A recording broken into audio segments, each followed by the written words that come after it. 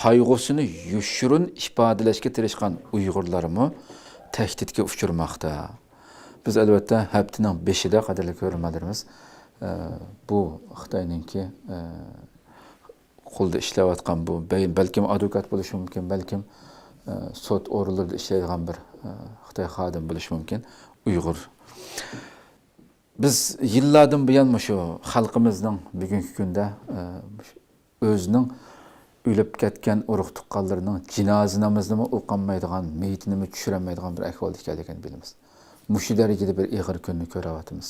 Shu qabristonliklarga qarab boqayli. Nurg'un sinliq videolar chiqdi mush yillardan buyon hammalar ko'rdinglar.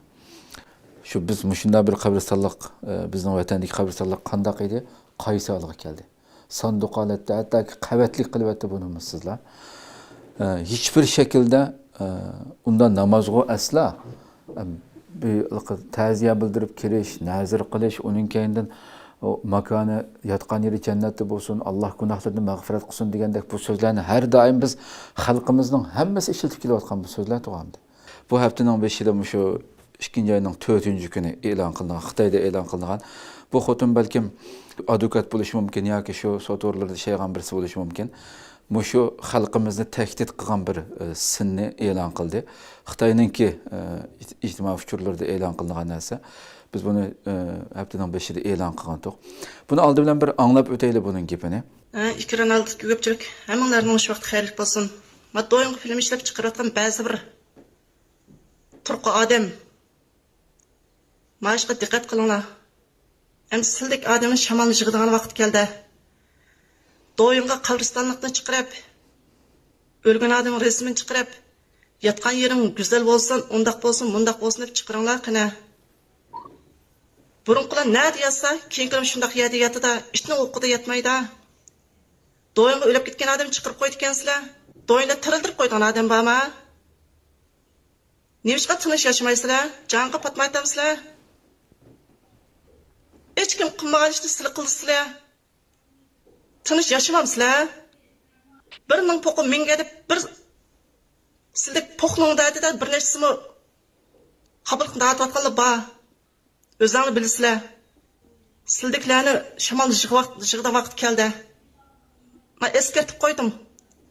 Yana shunda qilib qolinglar qana. Men jonga patmagan bo'lsanglar patadigan patsizlar. Patqizimiz. Meni ko'plab taqib qo'yinglar.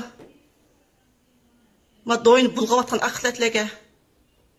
Bu axlat deb bu darajada bir nomussizlarcha xalqimizga tahdid qilyapti. Bu maxluqningki so'zining yeniga shu mayli vatanimizda Urumchidagi videolar va Mao Xitoyning ichidagi shu Xitoy o'lgandan keyin o'zining o'liklarini qanday uzilganligini, nimalarni qilganligini selishtirma shaklda o'tirib qo'yib qo'ydi ham degan.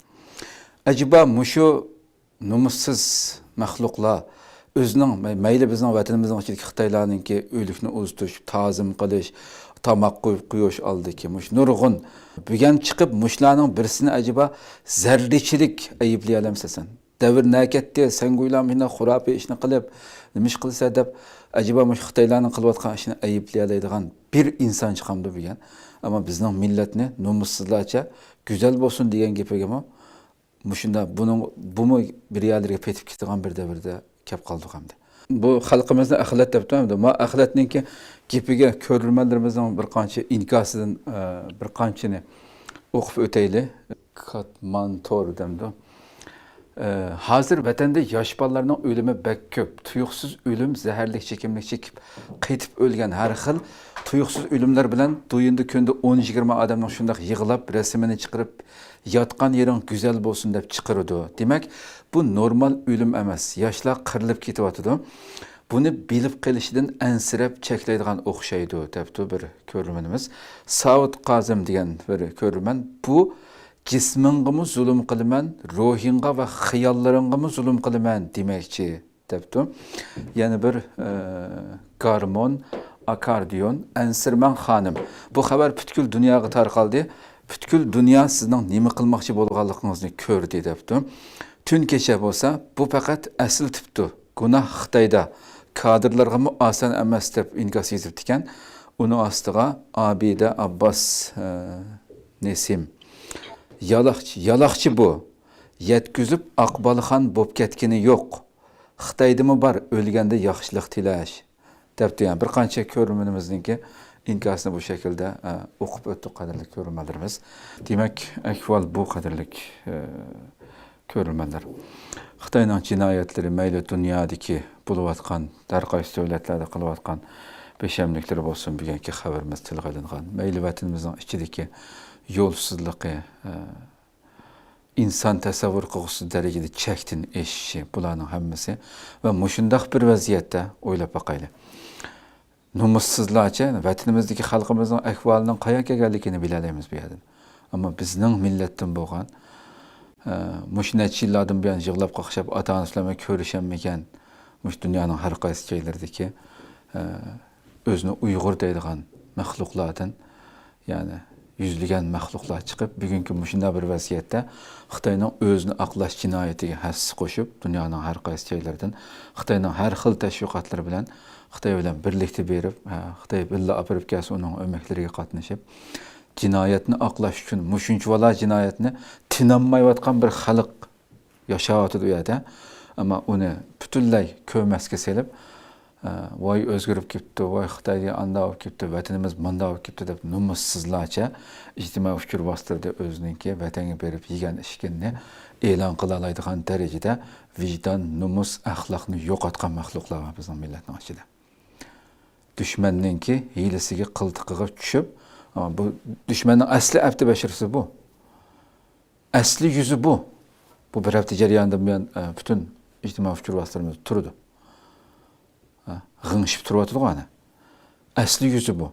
Ama bu asli yüzünü yepish uchun bugun Xitoyni qo'yib turib, Xitoyga millionlarcha sarf qilib, pul sarf qilib, ta'til tashviqot qilyapti. Ammo bizdek erkin dunyoda har qaysi davlatlarda yashab, hatto shu yerning fuqaroligini ep bo'lib, yana numussizlarcha, vijdonsizlarcha Xitoyning bu jinoyatni yepish uchun berayotgan maxluqlar qayta do'ppisini beshi oldiga ep qo'yib o'ylash kerak bo'lgan masala bu. Ve milletimiz mi bu türdeki mahluklarga şununla tegishlik, layık ravishda muamele qilishi kerak bo'lgan intayin ciddi bir mesele. Allah hammamizga aql, fikir, vicdan bersin, ayırmasın.